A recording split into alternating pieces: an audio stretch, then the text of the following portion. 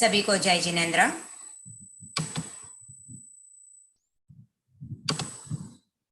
Class की शुरुआत करते हैं।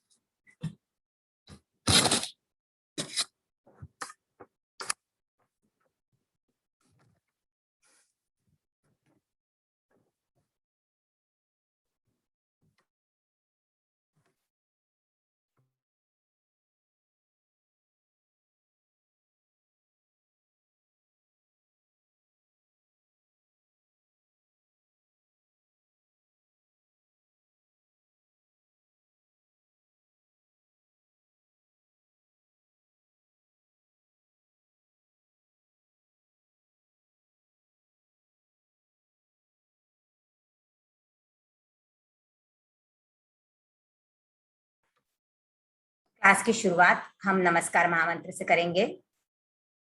सबके हाथ आनंद केंद्र पर जुड़े रहे। नमो अरहंताणम, नमो सिद्धाणम, नमो आयरियाणम, नमो वज्छायाणम, नमो लोय सब्ब साहूणम।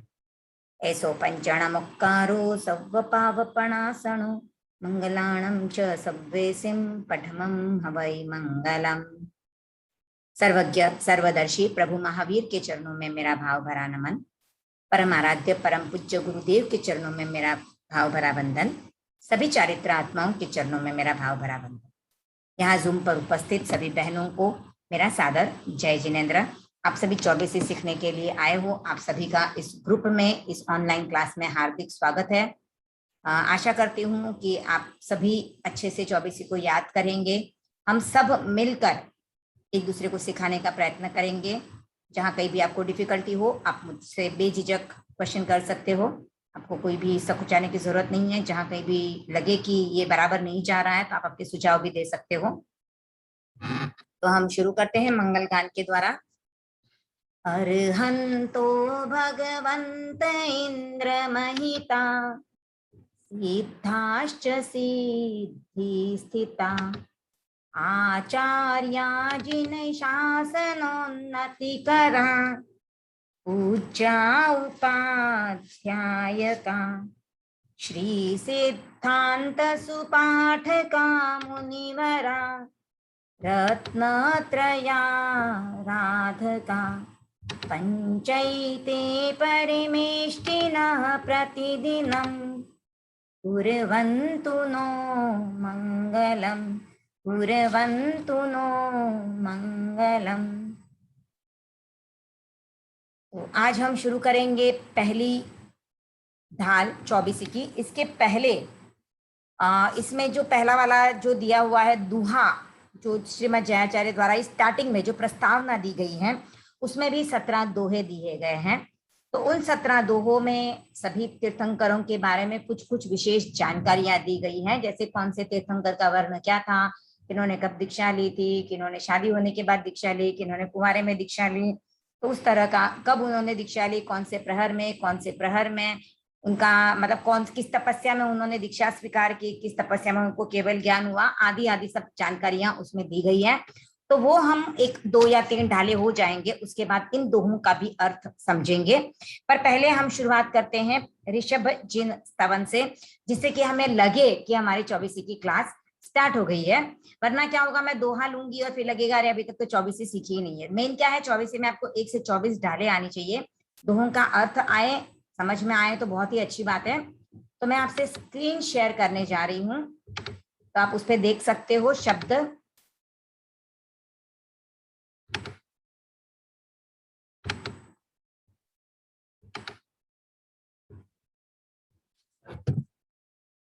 तीर्थंकर 24, जैसे मैंने लास्ट इंट्रोडक्शन क्लास में बताया था, ये चतुर्थ आचार्य जयाचार्य ने बनाई हुई है।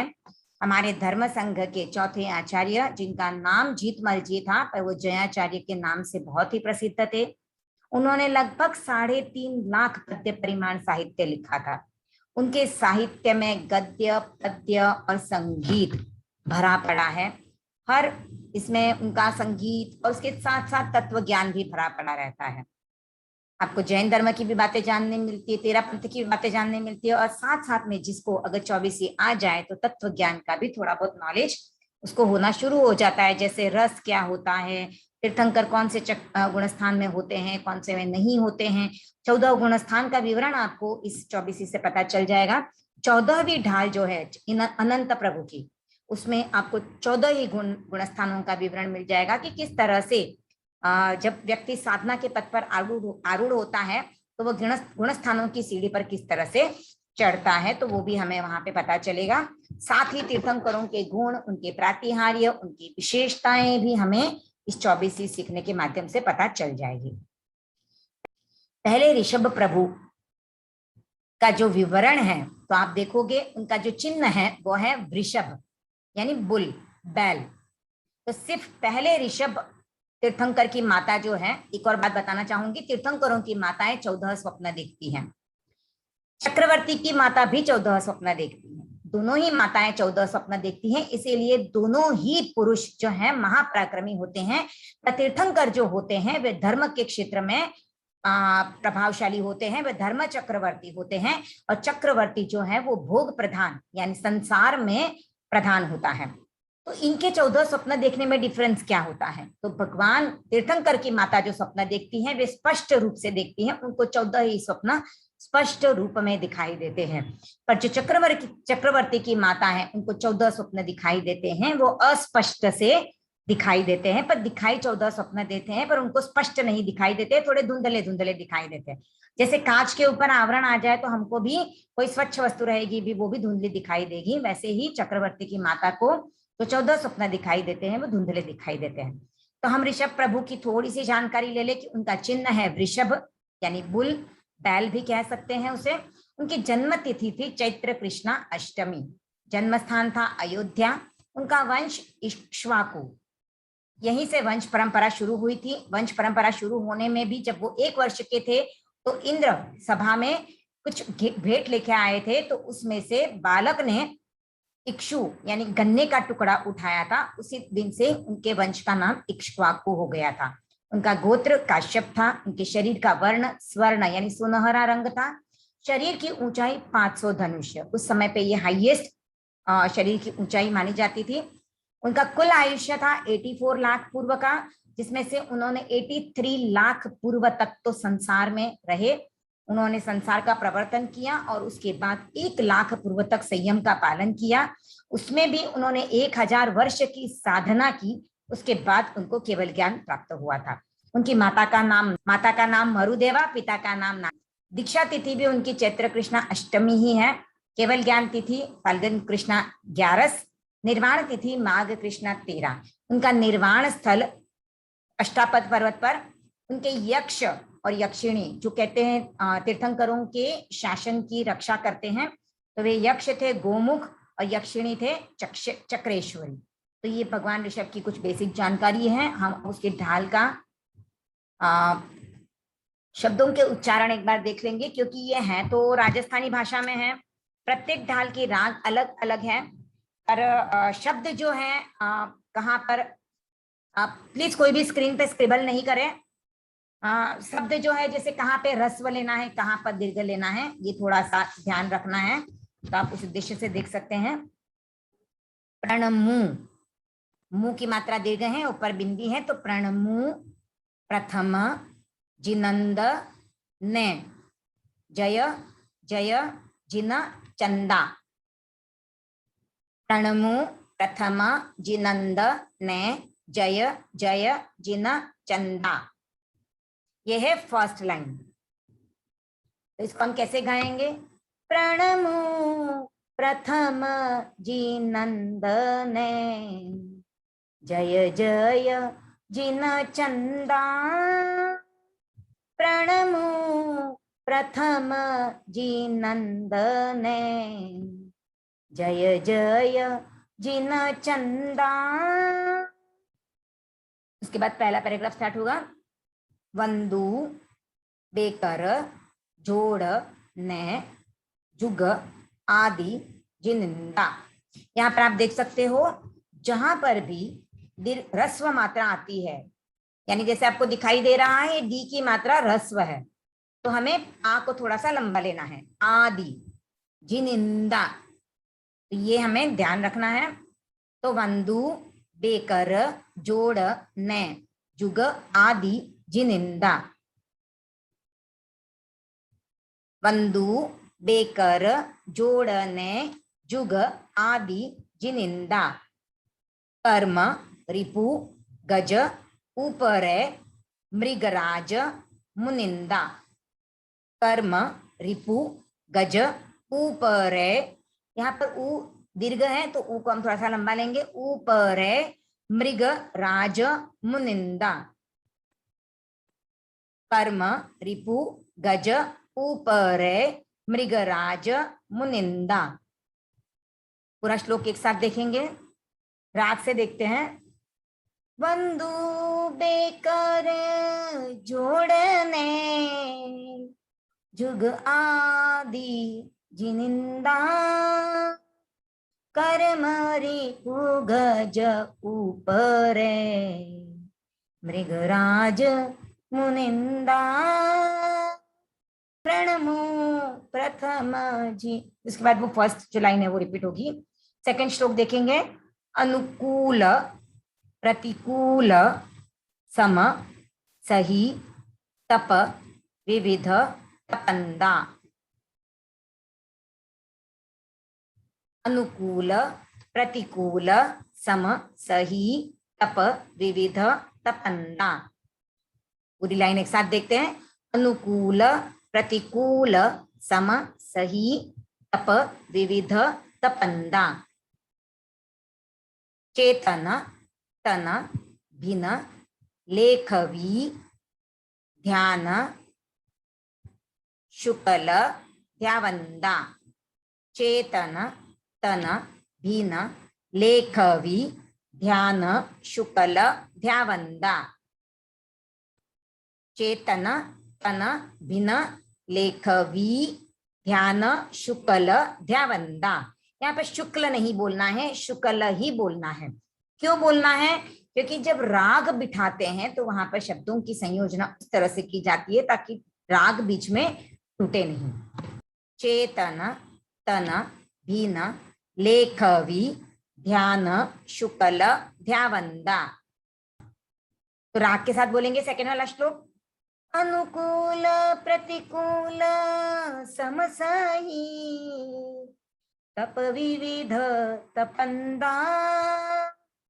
चेतन, तन, भिन, लेखवी, ध्यान, शुक्ल, ध्यावंदा। प्रणमो प्रथम जिनंदने, जय जय जिन चंदा। थर्ड श्लोक देखेंगे। उद्गल, सुख, अरि, पेकिया, दुख, हेतु, भयाला। उद्गल, सुख, अरि, पेखिया, दुख, हेतु, भयाला। उद्गल, सुख, अरि, पेखिया, दुख, हेतु, भयाला। विरक्त, चित, विघट्यो, इसो, जाण्या, प्रत्यक्ष, जाला। विरक्त, चित, विघट्यो, इसो, जाण्या, प्रत्यक्ष, जाला। विरक्त, चित, विघट्यो, इसो, जाण्या, प्रत्यक्ष, जाला। राग के साथ गाएंगे। उद्गल, सुख, अरि, पेखिया, दुख, हेतु, भयाला। विरक्त, चित, विघट्यो, ईसो, जाण्या, प्रत्यक्ष, जाला। प्रणमो प्रथम जिनंदने, जय जय जिन चंदा। चौथा पद्य देखेंगे।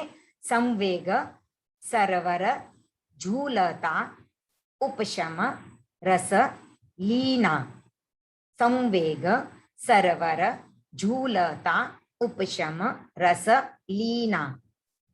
संवेग, सरवर, झूलता, उपशम, रस, लीना। निंदा स्तुति सुख दुख में समभाव सुचीना। यहाँ पर ये ची की मात्रा रस्व है तो चीना लंबा जाएगा, पर सु जल्दी बोलना है, सुचीना नहीं करना है, सुचीना। निंदा स्तुति सुख दुख में समभाव सुचीना। निंदा स्तुति सुख दुख में समभाव सुचीना। राग के साथ गाएंगे चौथा पद्य। संवेग सरवर झूलता उपशम रसलीना। निंदा स्तुति सुख दुख में समभाव सुचीना। प्रणमो प्रथम जिनंदने जय जय जिन चंदा। फिफ्थ पद्य देखेंगे। वासी चंदन समपणे स्थिर चित्त जिन ध्याया। वासी चंदन समपणे स्थिर चित्त जिन ध्याया। वासी चंदन समपणे स्थिर चित्त जिन ध्याया। इम तन सार तजी करी प्रभु केवल आया। इम तन सार तजी करी प्रभु केवल आया। इम तन सार तजी करी प्रभु केवल आया। राग के साथ गाएंगे। वासी चंदन समपणे स्थिर चित्त जिन ध्याया। इम तन सार तजी करी प्रभु केवल पाया। प्रणमो प्रथम जिनंदने जय जय जिन चंदा। सिक्स पद्य देखेंगे। हूं बलिहारी आहरी वाह वाह जिनराया। हूं बलिहारी आहरी वाह वाह जिनराया। हूं बलिहारी ताहरी वाह वाह जिनराया। उवा दिशा किण दिन आवसी मुझ मन उम्हाया। उवा दिशा किण दिन आवसी मुझ मन उम्हाया। उवा दिशा किण दिन आवसी मुझ मन उम्हाया। राग के साथ गाएंगे। हूं बलिहारी ताहरी वाह वाह जिनराया। उवा दिशा किण दिन आवसी। उवा दिशा किण दिन आवसी मुझ मन उम्हाया। प्रणमो प्रथम जिनंदने जय जय जिन चंदा। अब 7th वाला पद्य देखेंगे। उगणी से सुधी भाद्रवे दशमी दीतवारम। उगणी से सुधी भाद्रवे दशमी दीतवारम। उगणी से सुधी भाद्रवे दशमी दीतवारम। ऋषभ देव रटवे करी हुओ हर्ष अपारम। ऋषभ देव रटवे करी हुओ हर्ष अपारम। ऋषभ देव रटवे करी हुओ हर्ष अपारम। राग के साथ गाएंगे लास्ट वाला पद्य। उगणी से सुदी भाद्रवे दशमी दीतवारम। ऋषभ देव रटवे करी हुओ हर्ष अपारम प्रणमो प्रथम जीनंदने जय जय जिन चंदा प्रणमो प्रथम जीनंदने जय जय जिन चंदा प्रणमो प्रथम जीनंदने जय जय जिन चंदा वंदु बेकर जोड़ने जुग आदि जिनिंदा कर मारी पुगज ऊपरे मृगराज मुनिंदा प्रणमो प्रथम जीनंदने जय जय जिन चंदा। आपको इसमें बस ये ध्यान रखना है, जहां पर ह्रस्व है उसको ह्रस्व लेना है, जहां पे दीर्घ है उसको दीर्घ लेना है, जहां पे छोटी मात्रा है उसको छोटी मात्रा लेनी है। आपकी राग अच्छे से आएगी, शब्दों को प्रॉपर उच्चारण करोगे तो राग नहीं टूटेगी, नहीं तो फिर चांस रहेगा कि राग टूटेगी, तो आपको शब्द बराबर से बिठाने होंगे। अनुकूल प्रतिकूल समसही तप विविध तपंदा चेतन तन भीन लेखवी ध्यान शुक्ल ध्यावंदा प्रणमो प्रथम जीनंदने जय जय जिन चंदा पुद्गल सुखारी पेखिया दुख है तू भयाला पुद्गल सुखारी पेखिया दुख है तू भयाला विरक्त चित विघट्यो ईसो जाण्या प्रत्यक्ष जाला विरक्त चित विघट्यो ईसो जाण्या प्रत्यक्ष जाला प्रणमो प्रथम जीनंदने जय जय जिन चंदा संवेग सरवर झूलता उपशम रसलीना निंदा स्तुति सुख दुख में निंदा स्तुति सुख दुख में समभाव सुचीना प्रणमो प्रथम जीनंदने जय जय जिन चंदा वासी चंदन समपणे स्थिर चित्त जिन ध्याया वासी चंदन समपणे स्थिर चित्त जिन ध्याया इमतन सारत जी करी प्रभु केवल पाया इमतन सारत जी करी प्रभु केवल पाया प्रणमो प्रथम जीनंदने जय जय जिन चंदा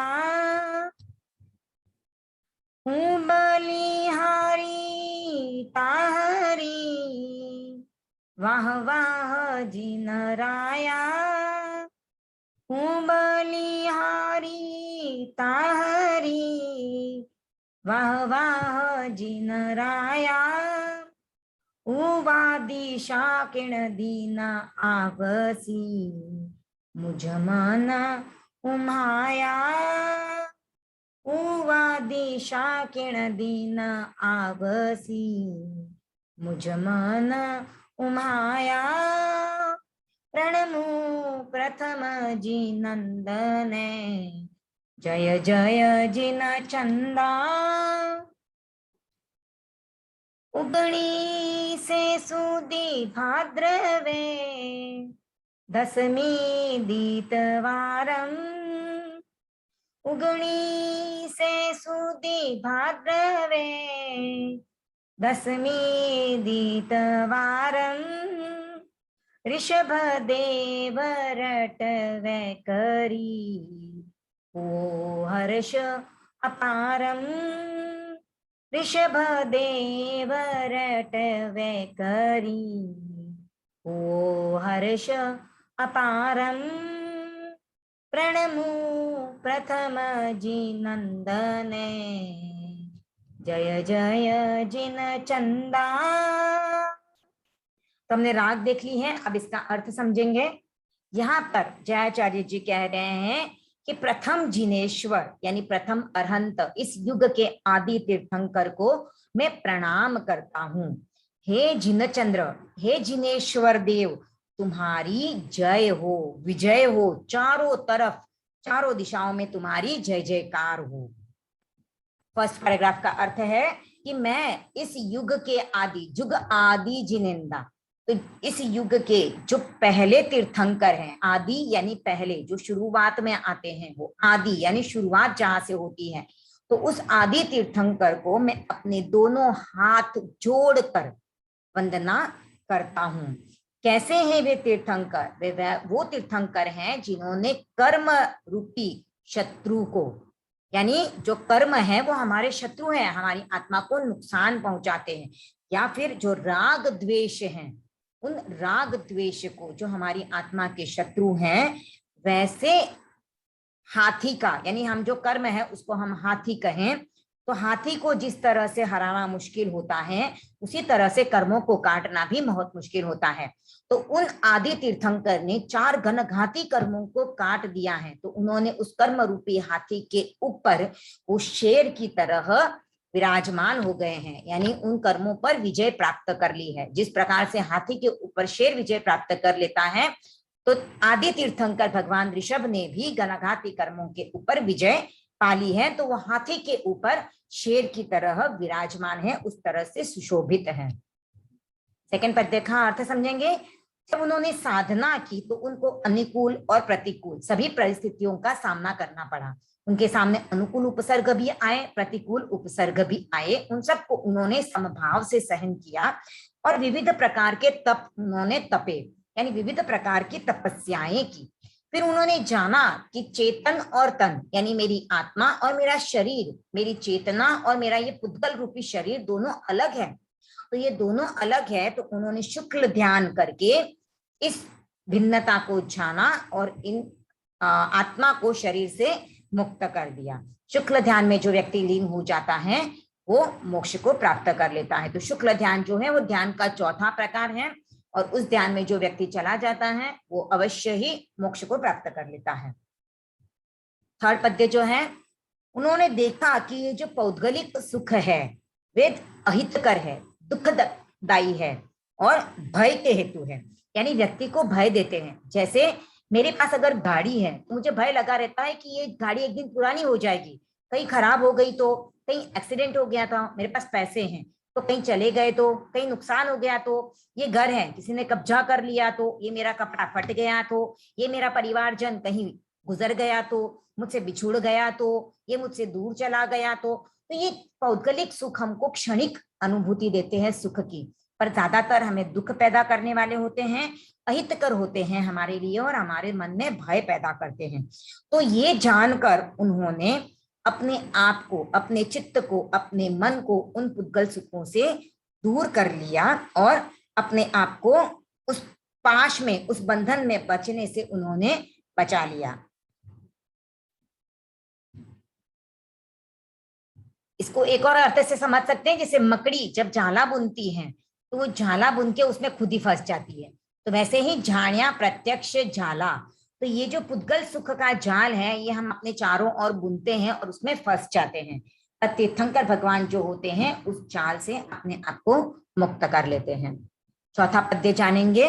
उन्होंने संवेग सर्वर, संवेग यानी क्या, सम्यक्त्व के जो 5 लक्षण हैं उसमें दूसरा लक्षण है संवेग, यानी जो मुक्त होने की हमारी तीव्र अभिलाषा होती है कि मुझे मोक्ष प्राप्त करना है, तो उस संवेग के सरोवर में, यानी संवेग रूपी सरोवर में वो शांत रूप से उस में डुबकियां लगा रहे थे, क्योंकि उनको मुक्ति पानी थी। तो वो शांत मन से उस संवेग रूपी सरोवर में डुबकियां लगा रहे थे, मुक्ति पाने के लिए उनके सभी प्रयास चल रहे थे। तो किसी ने उनकी निंदा की, स्तुति की, उनको सुख आया, दुख आया, सभी स्थितियों में वे सम रहे। उन्होंने कहीं पर भी अपने आप को विचलित नहीं होने दिया, न तो सुख में वो सुखी हुए और न दुख में दुखी हुए, सब स्थितियों को उन्होंने समभाव से सहन किया। 5वां पद्य में देखेंगे, जैसे कहा जाता है, ये हमारे अरत वंदना में भी ये पद्य आता है,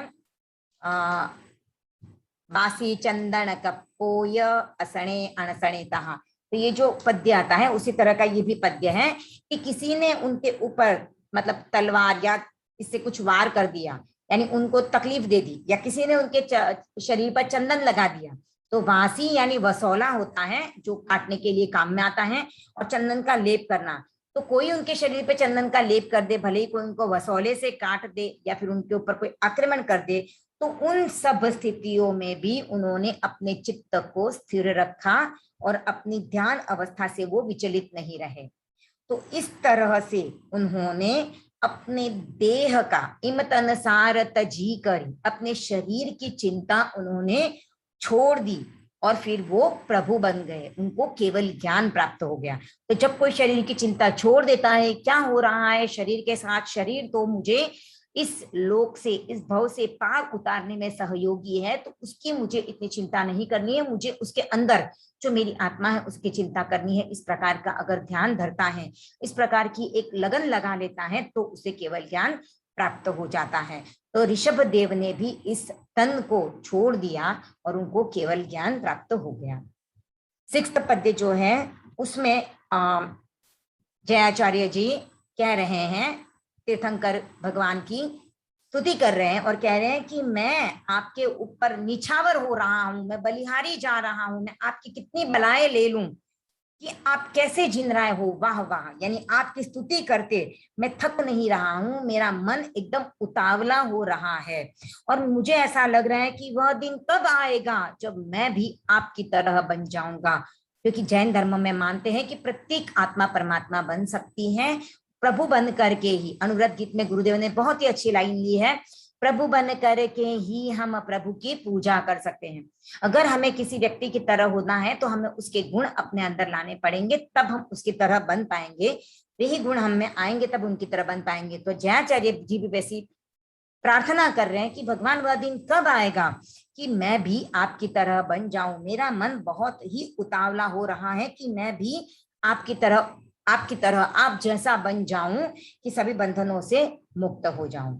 लास्ट वाली लाइन जो है उसमें वो बता रहे हैं कि इस गीतिका की रचना किस दिन हुई थी। तो ये विक्रम संवत 1900 भाद्रपद शुक्ला दशमी के दिन, 19 सुदी यानी शुक्ला, भाद्रवे यानी भाद्रपद महीना है, 1900 10वीं रविवार के दिन, दीतवार मारवाड़ी में बोलते हैं, बहुत सारी पुरानी लेडीज अभी भी दीतवार बोलती हैं, तो दीतवार यानी रविवार, संडे के दिन इस गीत की रचना हुई है। और इस दिन ऋषभ देव की स्तुति की गई है और बार बार ऋषभ देव का मैं नाम ले रहा हूँ, पठन कर रहा हूँ, मेरे मतलब भोगता जा रहा हूँ, मुझे बहुत ही खुशी हो रही है। इस तरह से भगवान के प्रति जयाचार्य जी अपनी अभ्यर्थना प्रस्तुत करते। राग एक बार छूट जाए, अर्थ में किसी को कुछ डाउट हो तो आप पूछ सकते हो, हैंड रेज कर सकते हो। हाँ सरिता जी बोलिए, अनम्यूट कर सकते हो आप। आंटी जी मेरा ये बोलना था, अर्थ जब समझा रहे हो थोड़ा स्लो मतलब तो हम लोग लिख पाए, ये तो ठीक है, फर्स्ट इसका तो इजी था, इतना हार्ड नहीं था, पर थोड़ा क्लियर जैसा है, सबका इजी ही है। हाँ क्योंकि तो लिख पाए लिखा हुआ है, जिनको समझ थोड़ा बहुत भी अगर पता है तो उनको इजीली समझ में आ जाता है। मैं इसलिए समझा रही हूँ ताकि आपको रिलेट करने में इजी हो जाए और आपको लर्न करने में प्रॉब्लम नहीं आए। हाँ हम लर्न करते तो फिर उसमें वो भाव भी जुड़ने चाहिए ना, मतलब हाँ, इसीलिए तो अर्थ पूरा मतलब आराम, ये तो फर्स्ट तो इजी था, हाँ पर अगर सेकंड कुछ हार्ड लगा तो थोड़ा मतलब हाँ हम लोग लिख सकते। ठीक है चलेगा। ओके अनीता जी आप कीजिए अनम्यूट। अनीता जोगड़ कीजिए अनम्यूट। हाँ हाँ, वो जो ह्रस्व दीर्घ का बोले ना, तो वहां पे सब फास्ट लिए गया ना फिर, जैसा इमतन सार तजी करी, तो वहां पे भी थोड़ा ये करना है क्या? जैसे अभी बोला ना त जी करी, तो जी जो है दीर्घ है तो उसको हमने थोड़ा सा लंबा लिया। त हाँ, जी करी, समझा? और दशमी, दशमी को भी थोड़ा लंबा ना? दशमी दीतवारम, दशमी दीतवारम। आप कहाँ दुकान पे बैठे हो? हाँ, शॉप पे। आपका केमिकल का शॉप है? मेडिकल। दवाई का दुकान है? हाँ, दवाई का। बहुत ही अच्छा लगा, दुकान पे बैठ के भी आप सीख रहे हो, बहुत अच्छी बात है। वो के लिए, सभी के लिए प्रेरणादायी है कि आप कहीं पे भी आपको टाइम मिलता है तो आप उसका यूज कर सकते हो। और ये तो जूम को थैंक्स दे सकते हैं, स्पेशली कोविड को, कि घर बैठे बैठे दुकान पे बैठे बैठे भी हम सीख रहे हैं। बहुत अच्छी बात है, बहुत बहुत ओमरम आपके लिए अनीता जी, सभी के लिए प्रेरणादायी है ये। कृतज्ञ उसमें। चलिए ठीक है, और किसी को कुछ डाउट हो? नहीं तो हम एक बार वापस लास्ट में संज्ञान करके फिर क्लास को एंड कर देते हैं। प्रणमो प्रथम जिनंदने, जय जय जिन चंदा, वंदु बेकर जोड़ने, जुग आदि जिनिंदा, कर मारी कुगज ऊपरे, मृगराज मुनिंदा, प्रणमो प्रथम जिनंदने, जय जय जिन चंदा, अनुकूल प्रतिकूल समसही, तप विविध तपंदा, चेतन तन भी न लेखवी, ध्यान शुक्ल ध्यावंदा, प्रणमो प्रथम जिनंदने, जय जय जिन चंदा, उद्गल सुखरी पेखिया, दुख हेतु भयाला, विरक्त चित विघट्यो ईसो, जाण्या प्रत्यक्ष जाला, प्रणमो प्रथम जिनंदने, जय जय जिन चंदा, संवेग सरवर झूलता, उपशम रस लीना, निंदा स्तुति सुख दुख में, समभाव सुचीना, प्रणमो प्रथम जिनंदने, जय जय जिन चंदा,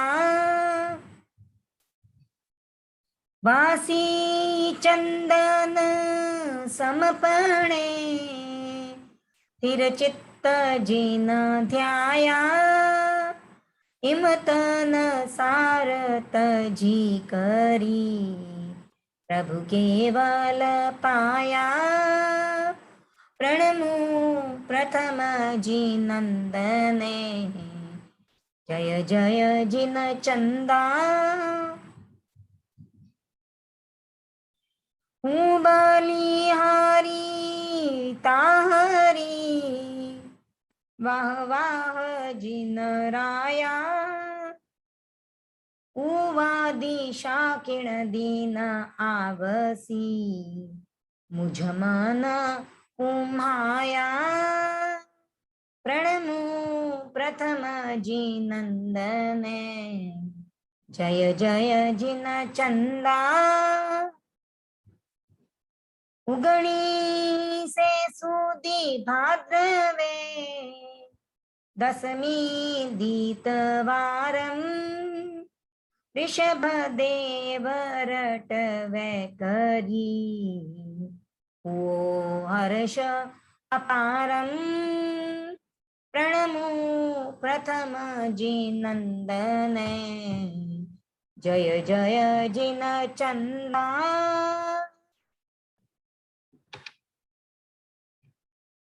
तो आज के लिए हमने फर्स्ट ढाल सीख ली है। आप बार बार आपको YouTube का लिंक भी आएगा जिसमें गीतिका पूरी बोली हुई रहेगी, क्लास की रिकॉर्डिंग भी आएगी, तो आप उसको भी सुन सकते हो, उससे भी समझ सकते हो और लर्न भी कर सकते हो। ओम अरहम।